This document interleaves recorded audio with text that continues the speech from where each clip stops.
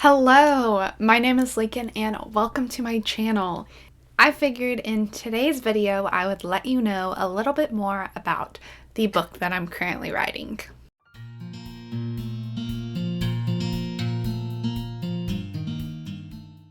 The video that was supposed to go out today was supposed to be my re-outlining process because in my last writing video I finished my first draft, which is amazing, but also kind of a little pointless because I realized I needed to re-outline and I wanted to change some things.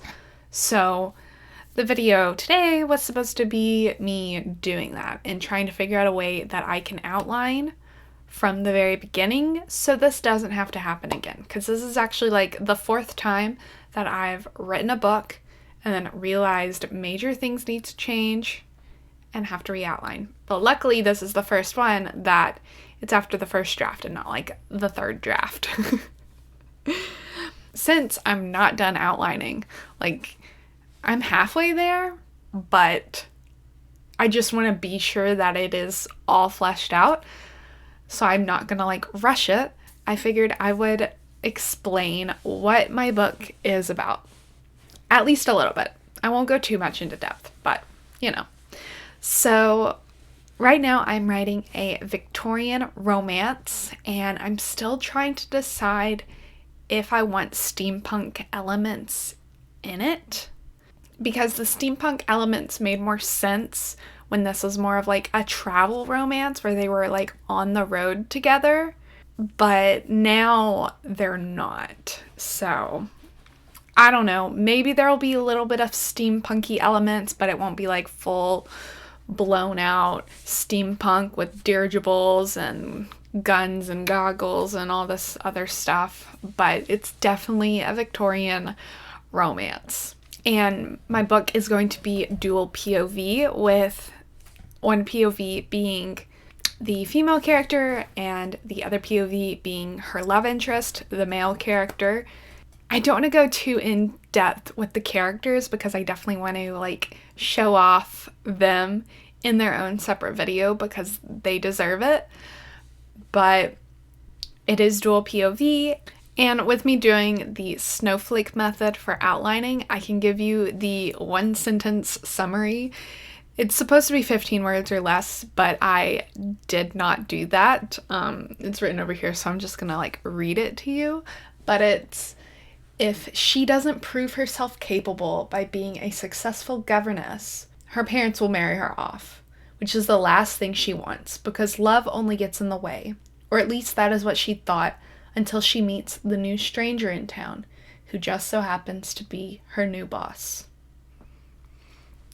So she is going to be the governess of the new lord or duke. I haven't figured out his title exactly, but he is of the elite of the town.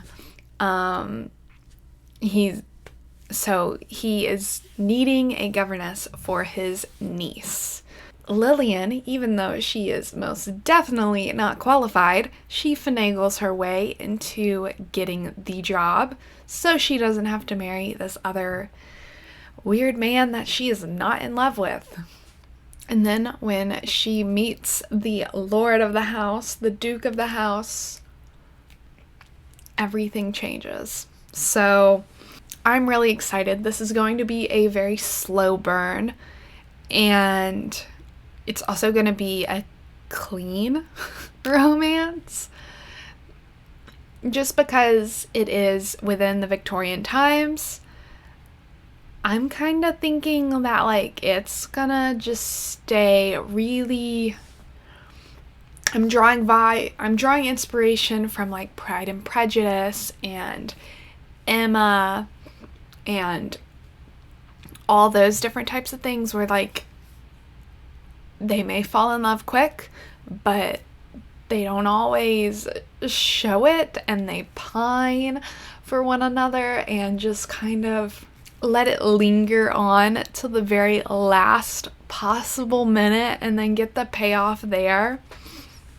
So I don't know like what trope it is because it is slow burn, and technically he's her boss, like I said, but also it's not a workplace relationship, like a modern day workplace relationship. It's just like he is upper class, she is lower class, and so there's that aspect.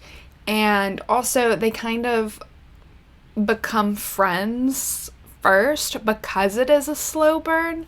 So I don't know. Maybe it's all of that into one. Maybe there's a specific like trope exactly for this within like historical romances that I just don't know exactly.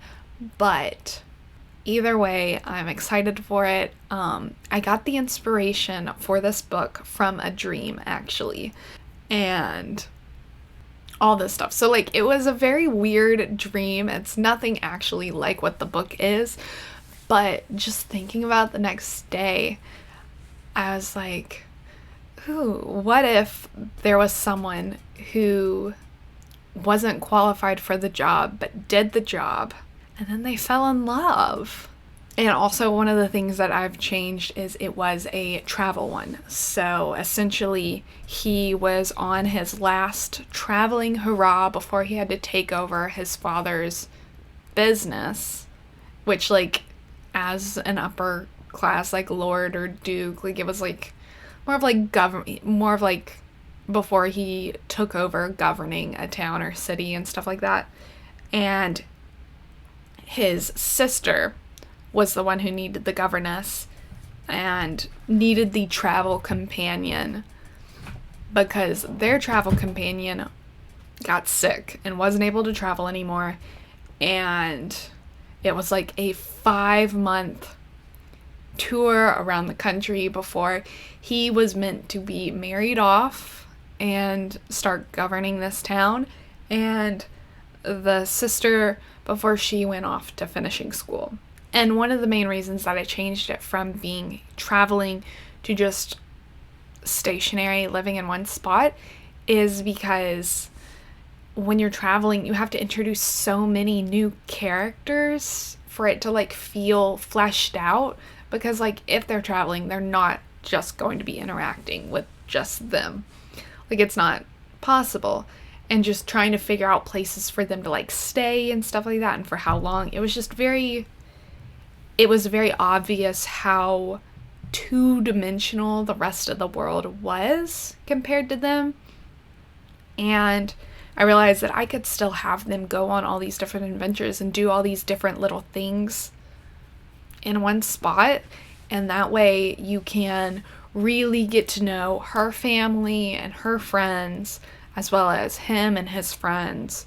It's able to be more of a normal experience and more comfortable area for both of them, so that way they are more comfortable to fall in love, even if neither of them really want to. So yeah. Like I said, I'm not fully finished outlining, but that stuff isn't going to change. I'm pretty set on like what I want to happen in the story and when I want it to happen. The things I'm just outlining now is like fleshing out the more secondary characters, as well as like just creating a more in-depth like scene by scene outline. So yeah, I'm pretty confident in like explaining what the story is about a little bit. And yeah, so I guess that's it. That's my story. I never thought I would ever write a romance, and now I'm writing this romance, and I have like 2 other romance ideas that are set within the same world. So we'll see if I do those. I don't know. I don't think I will go diving into like, I don't think I would write more than like these 3 ideas in my head, even if I write all 3 of them. But I definitely, mainly because I have so many other ideas. But who knows? I could write a few romances and just have some fluffy goodness within each of them, so they can all be a fun time. So yeah, Let me know what you think of this. If there's an actual trope that I'm trying to write that I don't know what I'm talking about, let me know if you know it. That would be excellent. Yeah, thank you so much for watching. I hope you have a great morning or evening whenever you're watching this, and I will see you in the next one, where we will hopefully be finished outlining and we will be ready for Camp NaNoWriMo in April. So, thank you again. Bye!